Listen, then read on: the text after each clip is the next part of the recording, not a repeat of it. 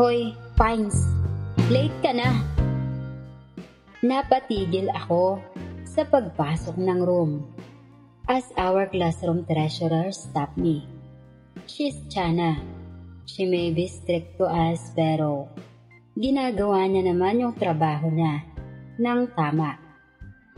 Medyo OA nga lang. 7:20 pa lang, te. Ang aga-aga, ha?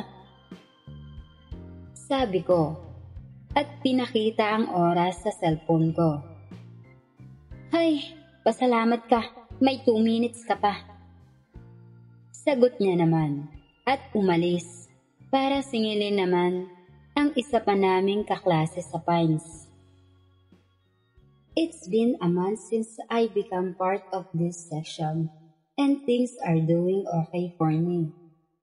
I know Stan is perceived as a very hard strand, kaya super thankful ako that right now I'm still doing well, especially with them, with my classmate. Sorry, sabi ng isa kong kaklaseng lalaki habang nakabangga ako.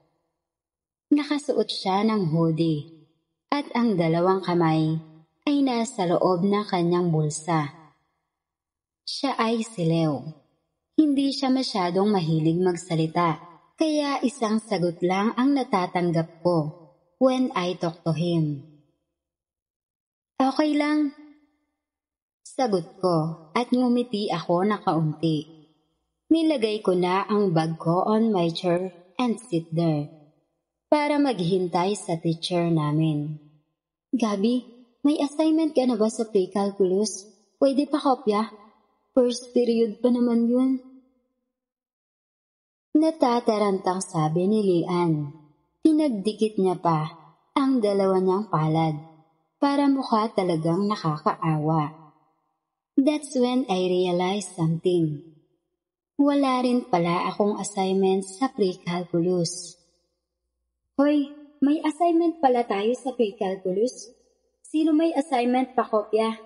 Isang section tayo dito, ha? Magtulungan tayo. Kinuha ko ang aking pre-calculus notebook upang tignan ang aking mga tala noong nakaraan at kumuha ng papel para isulat ang aking mga sagot. I opened my phone para tignan yung picture ng assignment sa group chat. 30 items problem solving yon. With solution pa dapat, with the little time. Alam kong hindi ko na to kayang gawin. Te, may assignment ako, kaso feel ko mali eh. Check mo nga. Sabi ni Ace at palihim na inabot sa akin ang assignment niya. Ace become my instant friend since yung seat niya nasa harapan ko. Wala rin naman akong katabi, kaya siya lang yung nakakausap ko. I look at her paper, and based from my knowledge, mukhang tama naman yung sagot niya. Galing sa Matway yan, te. She added, breaking the silence between us. Kaya naman pala, hindi naka-step by step ang solusyon. Mag-Matway premium ka muna, te. Mahuhuli tayo niya ni sir. Masyadong direct yung solusyon mo. Sabi ko, at sinubukan ng sarili kong matawa. Kaya nga, diba? Anong gagawin ko? Alam mo namang bobo ako sa math. Natatawang sabi niya. At umalis para mangopya na lang rin ng assignment. Huminga ako ng malalim bago nagpatuloy sa pagsagot. Nakatulog kasi ako kagabi dahil sa pagod ng paglalaba.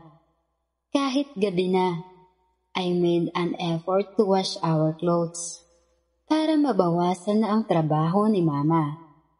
Nasa number 7 ako nang makarinig ako ng pamilyar na tunog ng mga yabag. Nilibot ko ang paningin ko sa kwarto at nakita ko ang lahat ng mga kaklase ko. na bumalik sa kani-kanilang armchair. Andiyan na si Sir Prickle. Hoy, walang may magpapaalala ng assignment ha? Pabulong na sabi ni Catherine, and everybody agree. She's like the mean girl of our classroom, na lahat ng gusto niya ay dapat masunod. As our teacher entered the room, everyone was silenced. Tanging ang Prickle notebook at pencil case lang ang nasa desk. Hindi naman terror teacher si Sir. Sadyang may tinatago lang kami. Good morning, class. Tumayo kaming lahat at sumagot. Good morning po, sir. Bilang tugon. Agad niyang kinuha ang whiteboard marker niya. Good morning, sir. Sorry I'm late. Isang pamilyar na boses ang bumati mula sa pinto. Tumango ang aming guro bilang tugon. Sinabihan siyang pumasok sa silid. Lalong bumilis ang tibok ng puso ko. Eto na naman ako. Bakit late si Isha? Tanong ni Ace sa akin. Hindi ko alam. Maikling sagot ko naman. Si Isha ang nasa isip ko sa buong buwan ngayon. Hindi lang pala connection ko with my classmates ang ma-develop, pati yung feelings ko sa kanya. Hinampas niya ako ng malakas. Hindi ko alam kung matatawag ako nito, pero mga kaibigan ko. Kami nga, pero ganon ang label ng mga kaklase namin. Kaya minsan, tinatanong nila ako tungkol sa kanya. Siguro, kaibigan ko, ngunit malinaw naman, gusto ko ito.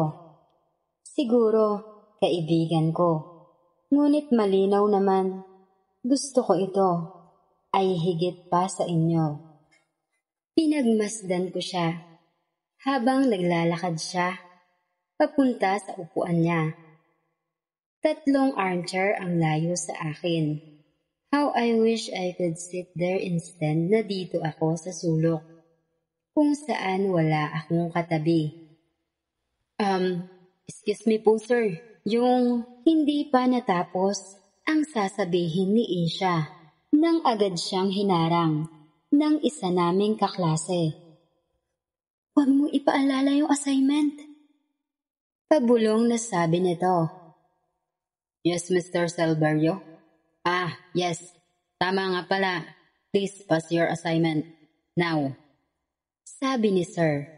It was too late. Kitang-kita ko naman ang sabay-sabay na pagbuntong hininga ng aking mga kaklase habang nakatitig sila kay Isha. Sorry, hindi ko alam. Sabi ni Isha. Pilit tinatago ang tawa. Kahit wala rin akong assignment, I can't be mad at him. I mean, paano ako? Bumalik ang aming guro mula sa pagsusulat sa pisara. Sumunod palihim na pinuntahan ng iba si Isha para kunan ng letrato ang kanyang assignment. Napakabait niya, to the point, na hinahayaan niyang kopyahin ng iba ang kanyang takdang aralin. Napakabait niya to the point, na hinahayaan niyang kopyahin ng iba ang kanyang takdang aralin, na nagtrabaho siya ng ilang minuto. Nagtama ang tingin naming dalawa. Agad naman akong tumingin, pabalik sa aking notebook, at ipagpatuloy ang pagsagot sa takdang aralin. Naramdaman ko agad na namula ang pisngi ko. Hindi ko alam lumingon sa likod kung nakatingin pa ba siya. Pero wala na siya sa upuan niya. Hinahanap mo ba ako? Agad akong napalingon sa likod nang marinig ko. ang boses niya mula sa likuran. Ha? Hindi no? Sagot ko naman, at pinagpatuloy ang pagsasagot ko. Where in fact, he's right. Pasa ka na, makita ka pa ni sir. Dagdag ko pa. Ginawan na kita ng assignment. Sorry kung na-late. Medyo nahirapan kasi ako gayahin yung handwriting mo eh. He said, and placed the paper with the answers sa armchair ko. Agad akong huminto sa pagsusulat. Hindi ko akalain na gagawa siya ng ganito para sa akin. Kaya pala siya late, kasi ginawa niya ako ng assignment, even if I never told him to. Mahihiya ba ako? O kikiligin? Bakit niya ginawa sa akin to? Gusto niya ba ako? Pinagmasdan ko siya habang nilalagay niya ang papel niya sa table ni sir. Maybe ginawa niya lang to because he see me as a friend, right? Tama, yun na nga yun. Kaibigan lang ang tingin niya sa akin. I have no rights to assume his feelings unless he state it.